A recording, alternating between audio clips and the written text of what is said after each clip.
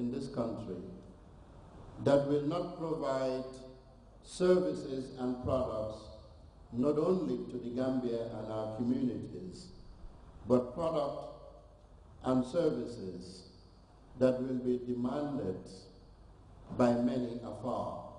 Perceived as a major springboard to nation building, the Public Utilities Regulatory Authority, which attaches immense importance to ICT development, is closely watching the sector's growth. How can we upscale, the importance of ICT in the development of the country? And in the process, we received this correspondence from UTG and ITCA saying that they wanted to do, this particular conference. So we then discussed among ourselves, management, to see how we can collaborate with the association and use the association as a conduit to be able to transmit our efforts. So and then we then engage the association in discussions, and management made the decision to support the holding of this conference with satisfaction and definite sense of purpose. And the representatives from the Ministry of Higher Education, Research, Science and Technology wholly concurs that the sector is highly indispensable for national development.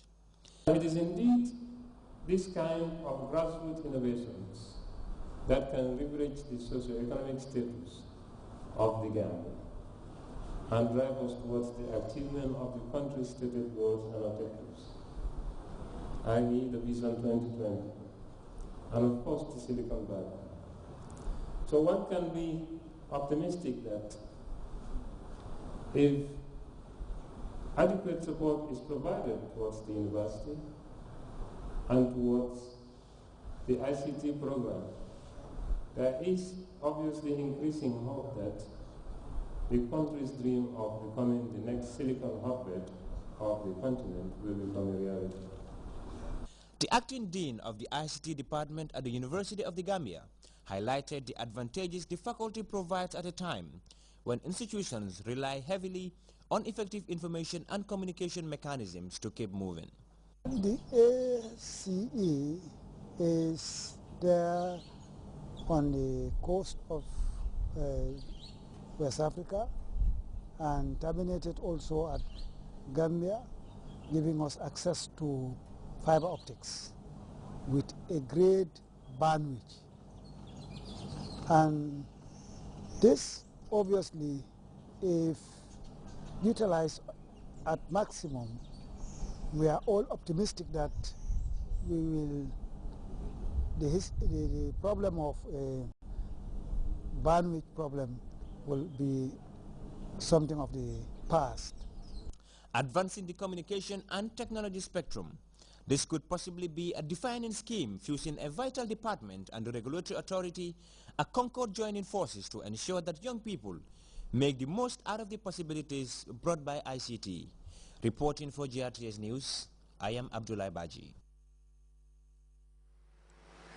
Fish farming is gaining prominence in the Gambia, particularly in the Central River region of the country, where a Taiwanese constructed fish pond is said to help farmers in the area increase their income. Fadjasi reports the first sample of the pond was handed over to officials of the Ministry of Fisheries and Water Resources at a ceremony held in Jahali in the CRR. That's a cause which has for long connected the Fisheries and Water Resources Ministry and the Taiwan Technical Mission in the Gambia. Supporting agriculture development efforts, the Taiwanese Technical Mission has since been actively involved in shaping initiatives to improve agricultural productivity, helping farmers to boost their livelihoods in a medley of ventures.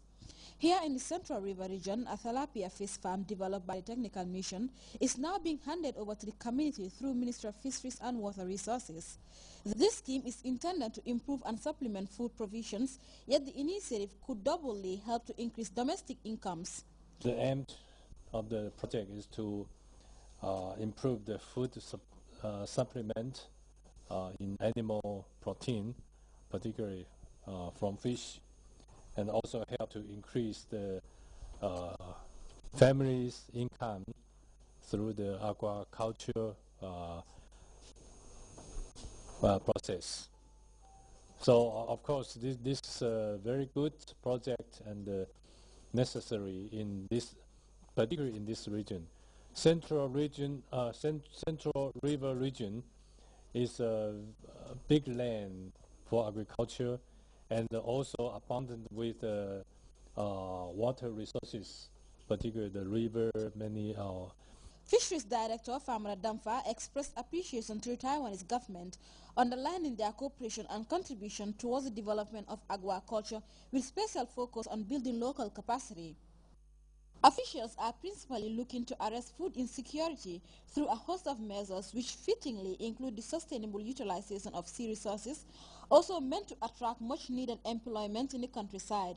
The quest could both stimulate rural development and impact on poverty reduction. Day by day, the Fisheries Department facilitates the transportation of coastal fish products in all parts of the country, yet the scarcity of fish in rural communities continues to be a challenge despite the vast measures transported daily.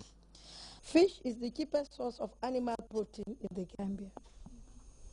Although the present supply is keeping pace with the demand in coastal urban settlements, a contrast scenario is true in the rural areas. The Fisheries Department facilitated the daily transportation of coastal fish products in refrigerated trucks to the farthest point in the country as a strategy to alleviate the rural fish shortage.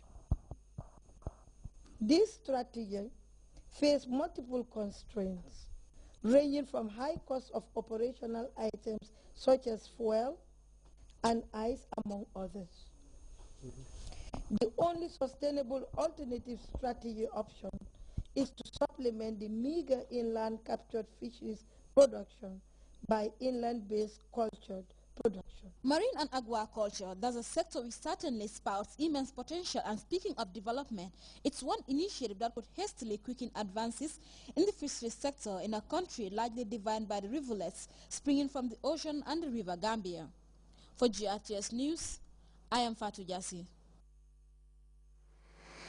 Meantime, poultry farmers in the North Bank region have completed an intense training program designed to equip participants with the requisite knowledge of ways to improve poultry production. We have more of that story prepared by the Agricultural Communication Unit and read in our studios by GRTS's Babakar Senghor. Production Services Unit of the Department of Agriculture has concluded a 4-day training program in Farafenye for poultry farmers in the North Bank region. The program, which was financed by the Livestock and Horticulture Development Project of the Ministry of Agriculture, brought together participants from different farmer groups who were trained on poultry processing techniques and methods to add value to their products so as to increase their income. The Director of Livestock and Horticulture Development Project, Lamin Edis Sanyang, thanked farmers for their positive response to the training despite their busy schedules at the beginning of the rainy season. He told the participants that a lot has been spent in conducting the training and therefore urged them to make best use of the knowledge gained from the training. He finally urged the participants to serve as good role models, worthy of emulation by other farmers to enhance value addition in their processing activities. Speaking earlier, the Deputy Director of Animal Health and Production Services, Dr. Keba Dafe, noted that the training will go a long way in enhancing farmers' capacities for adding value to their products to maximize their profits. He therefore challenged the beneficiaries to fully exploit the potentials of the knowledge gained for poverty reduction in order to increase food security and improve their living standards. Hadim Bai of Chekan village in Sabah Senjal district urged her peers to disseminate the knowledge gained from the training. For GRTS News, this is Babakar Senghor. 6 institutions and individuals were recently awarded by the Rotary Club of Fajara. The recipients, as Fatou Jasa reports, were awarded for their outstanding contribution to the work of the Rotary Club. Individuals were awarded Certificate of Appreciation. The club, since its inception in the country, has been actively involved in many humanitarian projects aimed at bettering the lives of rural communities. The club's president dilated on some of the body's